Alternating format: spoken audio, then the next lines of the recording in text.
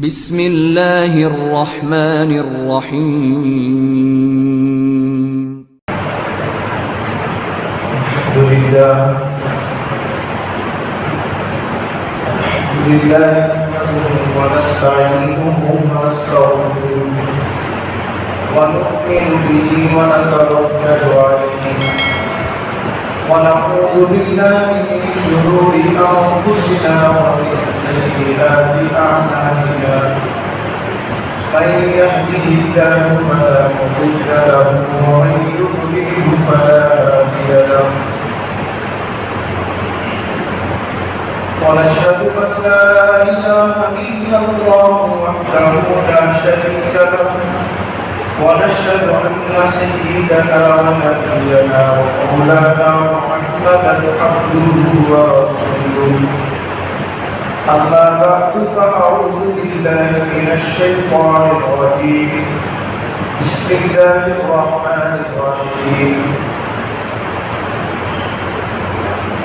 الله لا يهدي القوم الظالمين صدق الله العظيم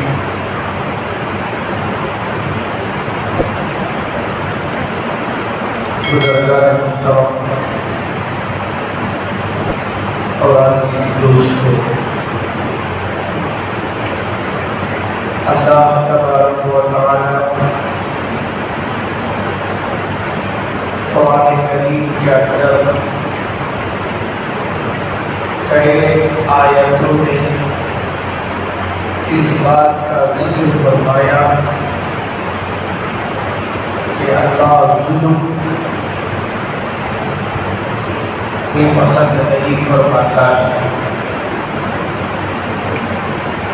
ظالم یعنی ظلم کرنے والا کسی بھی ملک کا ہو، کسی بھی مذہب کا ہو،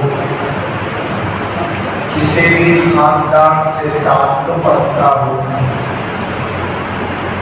ظالم ظالم ہی ہوتا ہے۔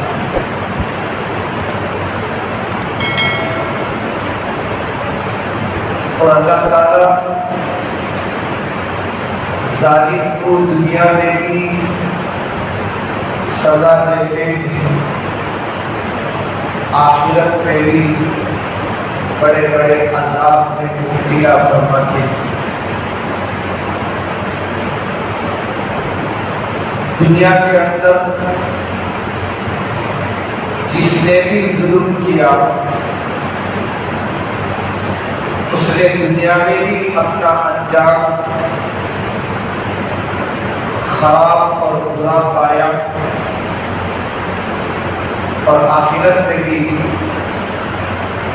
بڑے بڑے عذاب میں وہ ڈالا جائے گا۔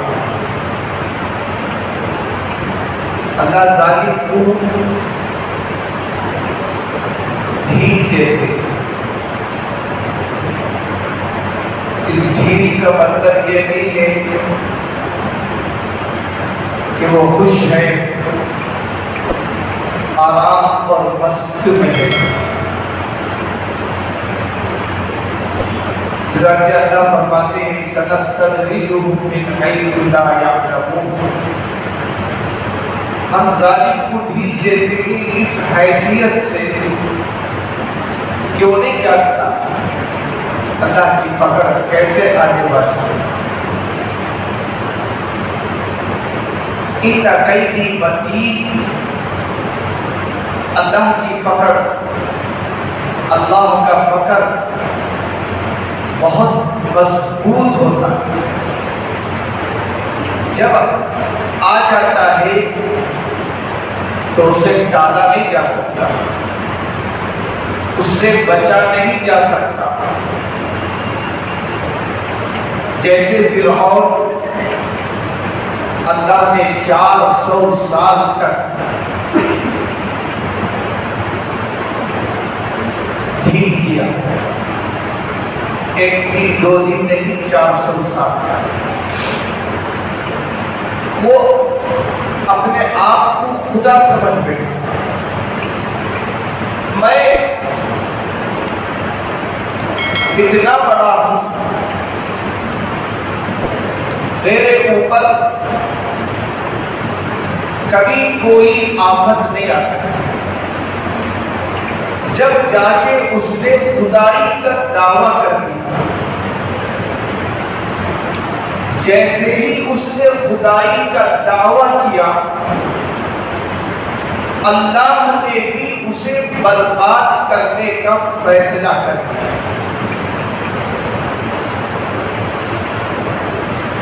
اللہ نے پانی کے اندر اسے ڈبو کر ختم کر دیا۔ اللہ نے اسے برباد کرنے کے لیے کوئی مٹی نہیں بھیجا۔ آج کی طرح جو جنگیں ہوتی ہیں F-16 خدا میزائل، اللہ نے اس کا استعمال نہیں کیا، بلکہ سمندر کو اتنا حکم دیا تو اسے غرق کر دے، بس سمندر کی ایک لہر اس پر چلی، بیچارے کا بس نہیں چل سکا۔ اس کی سلطنت، اس کی حکومت، اس کے وزراء، اس کی دولت کچھ کام نہ۔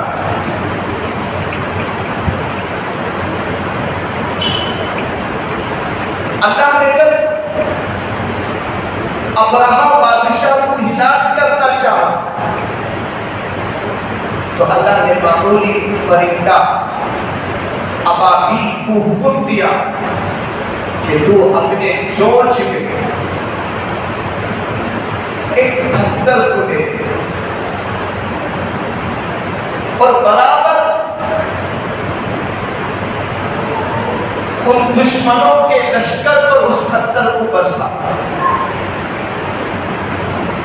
وہ پتھر دیکھنے میں معمولی تھا اور ابابیل پرندہ وہ بھی بالکل چڑی سے چھوٹا پرندہ۔ جو لوگ مکہ مکرمہ گئے ہوں،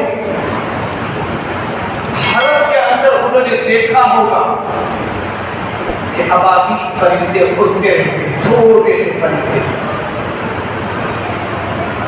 اگر ظاہری اعتبار سے دیکھا جائے، نہ اس کے منہ میں وہ طاقت ہے، نہ اس پتھر کے اندر وہ طاقت ہے، لیکن اللہ نے ابابیل کے چونچ سے، معمولی پتھر سے ابرہہ کی مضبوط طاقتور فوج کو ہلاک کر دیا۔ فرماتے ہی ابابیل پرندہ جب وہ پتھر پھینکتا تھا تو اس تیزی کے ساتھ وہ پتھر اس کے منہ سے نکلتا تھا کہ ہاتھی کے پیٹ سے وہ نیچے نکل جاتا تھا۔ یوں سمجھیے کسی رائفل کے اندر اور بندوق کے اندر اتنی طاقت اور تیزی نہیں ہوگی جتنا کہ اللہ نے اس کی چونچ کے اندر سے طاقت رکھا۔ ابرہہ کیا کیا؟ کعبۃ اللہ کو کھانے کے ارادے سے نکلا کہ آج میں کعبۃ اللہ کو نیست و نابود کر دوں۔ اور اس وقت کعبے کے جو متولی تھے وہ عبد المطلب تھے، اور عبد المطلب جانتے تھے ابرہہ بادشاہ جو ہاتھیوں کے لشکر پر آ رہا وہ بڑا طاقت رکھتا ہے، اور عبد المطلب کے پاس، مکے والوں کے پاس اتنی طاقت نہیں ہے کہ ابرہہ کے لشکر سے مقابلہ کر سکے۔ اب عبد المطلب نے کیا کہا؟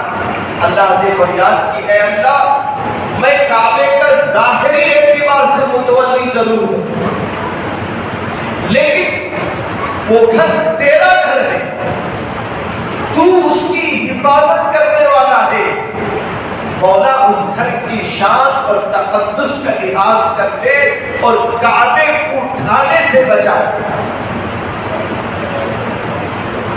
اور ابرہہ بڑے طاقتور فوج تھی، وہ ایک ارادہ کر رہا تھا کہ آج نیست و نابود کر کے آؤں گا، اسے نہیں معلوم ادھر خدائی انتظام کیا ہوا ہے۔ نیست و نابود کرنے کے لیے چلا، لیکن یہ نیست و نابود ہو کر آ گیا۔ یہ خدائی طاقتیں ہوتی ہیں جو ظاہری اعتبار سے نظر نہیں آتی، لیکن اس کے پیچھے قدرت کی طاقت کارگر ہوتی ہے۔ جیسا کہ میں نے گزشتہ جمعہ بتایا، اللہ قیامت کے دن عبادتوں میں سب سے پہلے نماز کا سوال فرمائے، لیکن بندوں کے حقوق میں اللہ سب سے پہلے ناحق خون بہانے کا فیصلہ فرمائے۔ جس نے کسی کا ناحق خون کیا ہوگا، اللہ سب سے پہلے حقوق العباد میں اس کا حساب فرمائے۔ اللہ کو قتل، ظلم زمین کے اوپر پسند نہیں۔ فرعون کیا کیا؟ امت کے ایک مخصوص طبقے پر ظلم کرنا شروع کر دیا، وہ موسیٰ علیہ السلام کی جماعت بنی اسرائیل پر ظلم کرنا شروع کر دیا۔ اللہ تعالیٰ بنی اسرائیل کو کب تک ظلم میں پستے دیکھ سکتا تھا؟ اللہ نے کیا کیا؟ اسی بنی اسرائیل کے سامنے فرعون کو غرق کر کے بتایا، جب اللہ تباہ کرنا چاہتے ہیں تو حکومت میں رہتے ہوئے بھی تباہ کرتے ہیں۔ یہ کیا ہے؟ یہ مظلوموں کی بد دعا ہے۔ اللہ کے نبی صلی اللہ علیہ وسلم نے فرمایا اتقی دعوت المظلوم، مظلوم کی بد دعا سے بچو، ولو کان کافرا، جس پر تم ظلم کرتے ہو اگر جو کافر ہی تو نہ، اللہ کافر کی بد دعا کو بھی قبول فرماتے ہیں، کیونکہ اللہ کو ظلم کسی پر پسند ہے، چاہے کافر ہو۔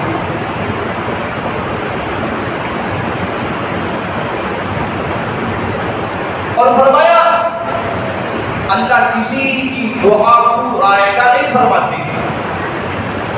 تم یہ مت سمجھو کہ دشمن میرا کیا بگاڑے گا، غریب میرا کیا نقصان کرے گا، مزدور میرا کیا نقصان کرے گا، لیکن ان سب کا رب بھی تو اللہ ہی ہے۔ وہ اللہ کمزوروں کی انتقام دینے پر آ جاتا ہے۔ ایک واقعہ حسین احمد مدنی رحمۃ اللہ علیہ نے لکھا ہے کہ افغانستان میں ایک علاقہ ہے کابل، وہاں خنزیر بہت بھر گئے تھے، جسے ہم اردو میں سور کہتے ہیں، کثرت سے جمع ہو گئے تھے۔ لوگوں کو اور کھیتوں کو، فصلوں کو تباہ کرتے تھے رات کے وقت۔ رات میں آ کر فصلوں کو اکھاڑ دیتے تھے، لوگ سوتے تو ان کو روک کر چلے جاتے تھے، راستے میں آڑے آ جاتے تھے، گھروں میں گھس جاتے تھے، لوگ بہت تنگ آ گئے تھے، فصلیں برباد، زندگیوں کا سکون نہیں۔ رات بھر وہ خنزیر لوگوں کو تنگ کرتے، کھیتوں کو تباہ کرتے۔ جیسے ہی دن ہوتا، قریب میں ایک جنگل تھا، وہاں جا کر پناہ لیتے۔ اب لوگ کیا کیے، تنگ آ کر جو بھی خنزیر ملتا اسے بندوق سے مار کر ختم کر دیتے۔ لیکن کتنے خنزیروں کو مارے، کوئی فائدہ نہیں ہوا۔ علاقے والوں نے مشورہ کیا کہ اگر ان خنزیروں کو ختم کرنا ہے تو ایک ہی بات سمجھ میں آتی ہے، وہ یہ کہ اس جنگل ہی کو آگ لگا دی جائے، تاکہ خنزیروں کے ساتھ یہ جنگل جل جائے، ختم ہو جائے۔ اب کیا کیا؟ جنگل کو آگ لگا دیا۔ اور ہم جانتے ہیں جنگل میں جب آگ لگتی ہے تو منٹوں میں ختم ہو جاتی ہے، تباہ کر دیتی ہے۔ اب انہوں نے آگ جنگل کو جیسے ہی لگایا، آگ بھڑکنا پھیلنا شروع ہو گئی۔ اب جنگل کیا، جانور ہو خنزیر کیا کیے؟ جیسے جیسے آگ بڑھتی گئی، خنزیر ایک جگہ جمع ہونے لگے اس آگ سے بچنے کے لیے۔ اب سارے خنزیر ایک جگہ پر جا کر جمع ہو گئے۔ اب آگ بڑھتی بڑھتی بڑھتی خنزیروں کے پاس آتا۔ اب خنزیر اس آگ میں جلنا جھلسنا شروع ہو گیا۔ اس میں سے ایک بوڑھا خنزیر جو تقریباً آدھا اس کا جسم جل چکا تھا، وہ آگ سے باہر نکلا، جنگل سے باہر نکلا اور آسمان کی طرف دیکھ کر چیخ و پکار کرنے لگا۔ لوگ سمجھ گئے یہ آسمان والے سے مدد طلب کر رہا ہے۔ اس آفت کا علاج وہ جانتا تھا، اب اس آگ سے مجھے کوئی بچا سکتا ہے، وہ آسمان والا پروردگار ہی بچا سکتا ہے۔ اب وہ آدھا جسم جل چکا تھا، باہر آ کر اللہ کے سامنے چیخ و پکار کرنے لگا۔ لوگ سمجھ گئے کہ اللہ سے مدد مانگ رہا ہے۔ حسین احمد مدنی رحمت اللہ علیہ لکھتے ہیں وہ خنزیر جو ناپاک جانور ہے، اللہ نے اس کی دعا قبول فرمائی۔ جیسے ہی وہ چیخ و پکار کر کے اس جنگل کے اندر داخل ہوا تو اچانک منٹوں کے اندر بادل آیا اور اتنی زبردست بارش برسائی کہ پورا علاقے کا علاقہ ٹھنڈا ہو گیا، آگ پوری طرح بجھ گیا۔ حسین احمد مدنی رحمت اللہ علیہ کہتے ہیں اللہ نے بتایا خنزیر پر بھی اگر ظلم کیا جائے تو اللہ اسے بچانے کی قدرت رکھتا ہے، دشمن کے منصوبوں کو ناکام کرنے کی اللہ طاقت رکھتا ہے۔ اب انہوں نے جنگل کے جنگل جلا دیے، لیکن خنزیروں نے اللہ سے فریاد کی تو ان علاقے والوں کی ساری تدبیریں دھری کی دھری رہ گئی، اللہ نے ان خنزیروں کو بچا دیا۔ میرا اور آپ کا پروردگار ایسے دعاؤں کا قبول کرنے والا پروردگار، ذرا سچے دل سے اللہ سے مانگ کر تو دے۔ قسم خدا کی اگر وہ چیز ہمارے حق میں بہتر ہو اللہ ضرور وہ چیز ہمیں عطا کر کے رہے۔ اگر ہمارے حق میں بہتر نہیں ہے اللہ تعالیٰ ہمیں وہ چیز نہیں عطا کریں گے، نہیں عطا کرنے میں بندوں کی بہتری۔ تو آج وقت نہیں ہے، ہم جانتے ہیں جنگ کا ایک سما اور وقت ہم دیکھ رہے ہیں دونوں ملکوں کے درمیان۔ ایسے وقت میں ہمارے بڑے ہدایت کرتے ہیں کہ اس وقت ہمارا کام صرف دعاؤں کا کام ہے۔ اللہ ساری دنیا کے اندر امن قائم کر، کسی پر ظلم ہونے سے حفاظت کرنا۔ ہمارے بڑے ہدایت فرماتے ہیں اس وقت سوشل میڈیا کے ذریعے بھڑکایا جا رہا، رتی کو ہتھی بنا کر دکھایا جا رہا، کوئی میسیج اس میں نہ کرے، کوئی چیٹ ٹک نہ کرے۔ آج منٹوں میں حکومت کو خبر ہو جاتی ہے، لہذا اس جنگ پر کوئی تبصرے اپنے موبائل سے نہ کریں، ورنہ تم بھی مصیبت میں آؤ گے، تمہارے گھر والے بھی مصیبت میں آؤ گے۔ اگر آپ کو مظلومین سے اتنی ہی ہمدردی ہے تو اللہ سے دعا کرو کہ اے اللہ ظالموں کے ظلم سے امت کی حفاظت فرما۔ اللہ سے دعا ہے اللہ ظلم کرنے والوں کو ہدایت دے، اگر ہدایت ان کی مقدر نہیں ہے اللہ ان کو تباہ کرنے کے فیصلے فرمائے۔ وآخر دعواہم ان الحمد للہ رب العالمین۔